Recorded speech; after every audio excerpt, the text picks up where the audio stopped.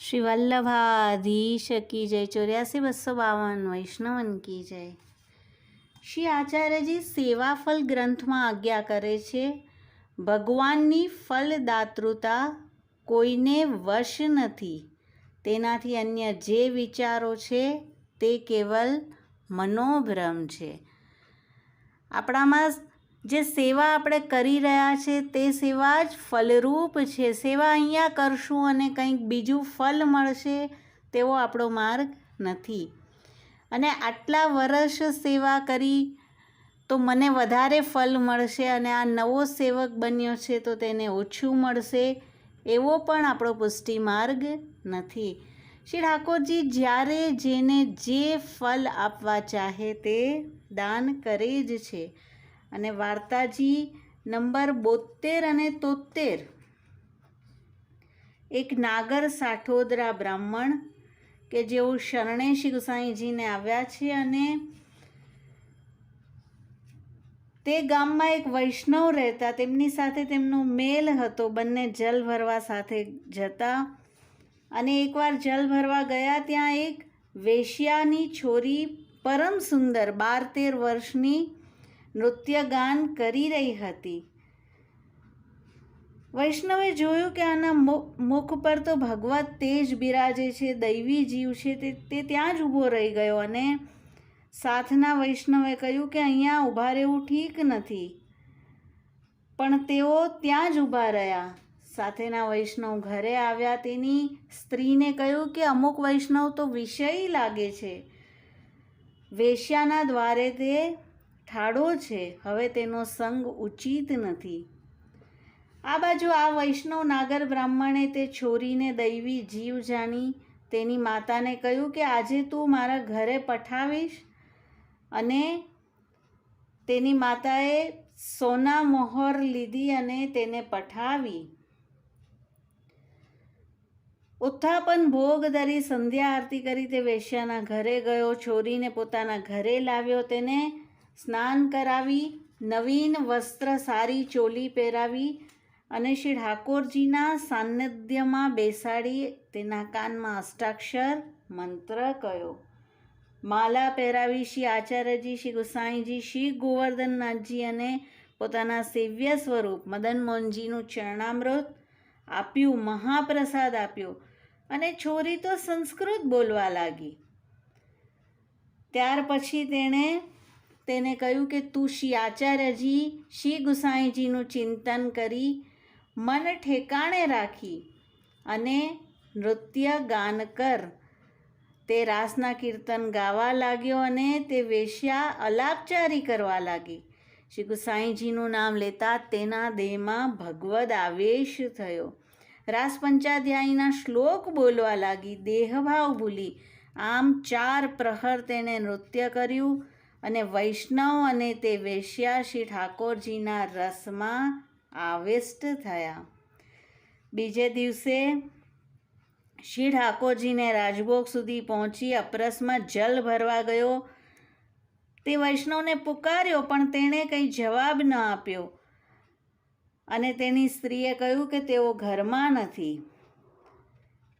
આ વૈષ્ણવને થયું કે મારા સંગી વૈષ્ણવને મારામાં દોષ થયો છે, તે દોષ વિચાર્યો છે, તેથી તે મારી સાથે ન આવ્યો, મારો વૈષ્ણવનો સંગ છૂટી ગયો। આ બાજુ તેઓના શ્રી ઠાકોરજીએ તે વૈષ્ણવની સ્ત્રીને કહ્યું કે અમે તો શ્રી ગોકુલ જઈએ છીએ, કારણ કે તમે તે વૈષ્ણવનો દોષ જોયો, પણ તે વેશ્યાની છોરી અલૌકિક છે અને આ વૈષ્ણવ પણ અલૌકિક છે, નિત્યલીલાના બ્રજનાગરી છે અને તે વેશ્યાની છોરી નૃત્ય નિપુણા બ્રજનાગરીના સહચરી છે। સ્ત્રીએ કહ્યું, મહારાજ આપ ન પધારો, હું હમણાં જ મારા પતિને તેના ઘરે મોકલાવું છું। અને તેના ઘરે મોકલાવી અપરાધ ક્ષમા કરાવ્યો અને ભગવદ વાર્તા કરી। તો આ નૃત્ય નિપુણા જે છે, શ્રી ઠાકોરજી સદા તેના પર પ્રસન્ન રહેતા, શ્રી ઠાકોરજીના અંતરંગ સખી છે। અને હવે જ્યારે તેના ઘરના તેને બોલાવવા આવ્યા તો તે બાવરીની જેમ નેત્ર કરીને બધે જોવા લાગી. બધાને થયું કે આને શું થયું છે, પણ કોઈને કંઈ સમજ ન પડી. અને ઘરના પાસેથી નજર ચૂકાવીને તે ફરીથી વૈષ્ણવના ઘરે ગઈ અને ત્યાં મહાપ્રસાદ લીધો. હાકેમને પુકાર કરી કે અમારી બેટીને આણે બાવરી કરી છે. વૈષ્ણવે કહ્યું, હું શા માટે તેને બાવરી કરું? તે મારા ઘરે આવીને બેસે છે તો હું 2 રોટી આપું છું. અને હવે એવું તેનું જીવન બનાવી દીધું કે લોકમાં બધાને તે બાવરી જેવી લાગે. અને અલૌકિકમાં અને વૈષ્ણવ સાથે ભગવદ્ વાર્તા, ભગવદ્ સેવા શ્રી ઠાકોરજીના સાનિધ્યમાં તો ઘણી ચતુર રહે. શ્રી ગુસાઈજી ગામમાં પધાર્યા. નામ નિવેદન શ્રી ગુસાઈજી પાસે કરાવ્યું અને દિવસે તેઓ સેવા કરતા, રાત્રે ભગવદ્ વાર્તા કરતા. અને પછી જ્યારે આ બ્રાહ્મણ વૈષ્ણવ વ્યાવૃત્તિ માટે જતા તો શ્રી ઠાકોરજી તેને મંદિરમાંથી પુકારે, અમુકી તું અહીંયા આવ. અને શ્રી ઠાકોરજી તેની સાથે વાત કરે, હસે, બોલે, અનેક અનિર્વચનીય સુખ આપે.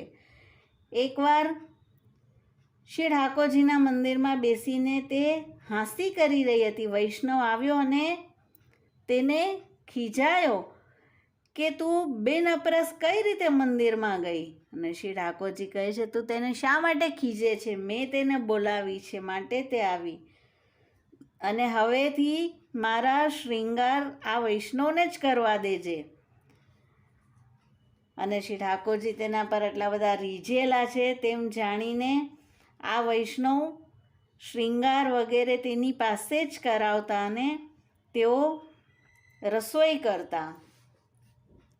અને જ્યારે તેઓ વ્યાવૃત્તિ માટે જાય, શ્રી ઠાકોરજી તો તેની પાછળ પાછળ ફીરે અને જ્યાં તે બેસે ઠાકોરજી પણ બેસી જાય. એક માચી કરીને રાખી હતી. શ્રી ઠાકોરજી તેના પર આવીને બેસે, વાત કરે, અનેક સુખ આપે. અને પછી જે વાર્તા થઈ હોય તે રાત્રિના તે વૈષ્ણવને કહે. અને સામગ્રી વગેરે પણ આ વૈષ્ણવ તે બાઈને પૂછીને કરતા. અને બાઈ કહે તે રીતે ઘણી રુચિથી શ્રી ઠાકોરજી અંગીકાર કરતા. તો આ રીતે સેવ્ય સ્વરૂપ તો હતા તે બ્રાહ્મણના, પણ વિશેષ દાન થવાનું છે આ વેશ્યાની છોરી ઉપર. તો આ માર્ગમાં પ્રભુજી ક્યારે કોને કેવા ફલનું દાન કરે છે તે કેવલ આપ જ વિચારે તેમ થાય છે. આપણા પ્રયત્નથી તે કાર્ય થતું નથી. શ્રી વલ્લભાધીશ કી જય. 84-252 વૈષ્ણવન કી જય.